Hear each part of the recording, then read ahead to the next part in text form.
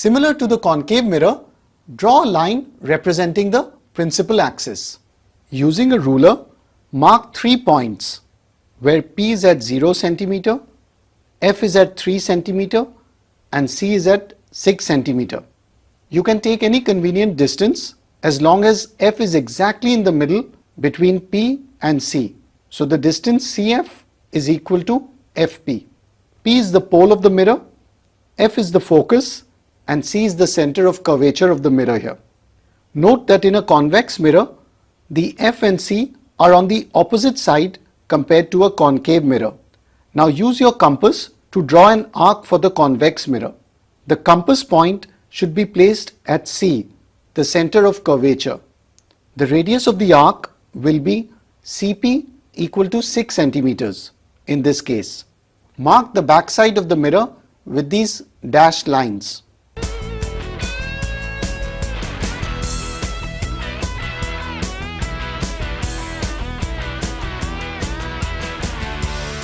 Rule 1. A ray of light which is parallel to the principal axis, after reflection it appears to be coming from the focus. Can you see that the real rays are shown in solid lines and those behind the mirror are shown with a dashed line? Rule 2. A ray of light going towards the center of curvature of a convex mirror is reflected back along the same path. Rule 3. A ray of light going towards the focus after reflection becomes parallel to the principal axis.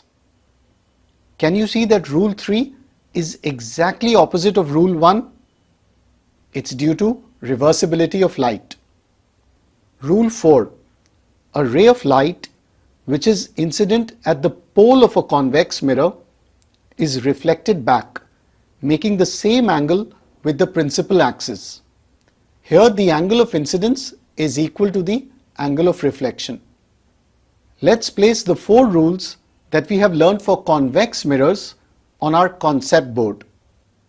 Similar to concave mirrors, avoid using the 4th rule unless really necessary, because measuring angles accurately with your protractor is hard and it can lead to inaccuracies in your diagram. So basically you need to select 2 out of the first 3 rules for convex.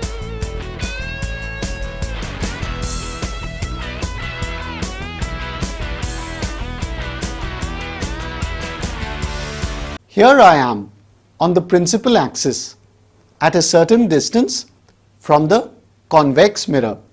Again we need to take the light rays from the top of the object. So my head. Remember, we need to use 2 rules from the first 3 rules. So for the first ray, let's use Rule 1. The light ray that is parallel to the principal axis after reflection appears to be coming from the focus. And for the second ray, let's use Rule 2. The light ray which is going towards the center of curvature gets reflected back along the same path. Now where do these 2 reflected rays meet? The reflected rays are divergent here, so we need to produce them backwards. And the point where they meet is the position of the image of my head, since we considered the rays from the top of the object. Now where are the feet in my image? That's right, on the principal axis. So we simply need to extend the image down to the principal axis and we get the bottom of the image. So you don't need to draw rays for that. And as you can see from this ray diagram, we have found the position of my image. What are the properties of the image formed here? The image is virtual and upright. It's virtual because it's formed by the reflected rays extended backwards. The image is diminished and as you can see, it's formed behind the mirror. Now let me walk closer to the convex mirror.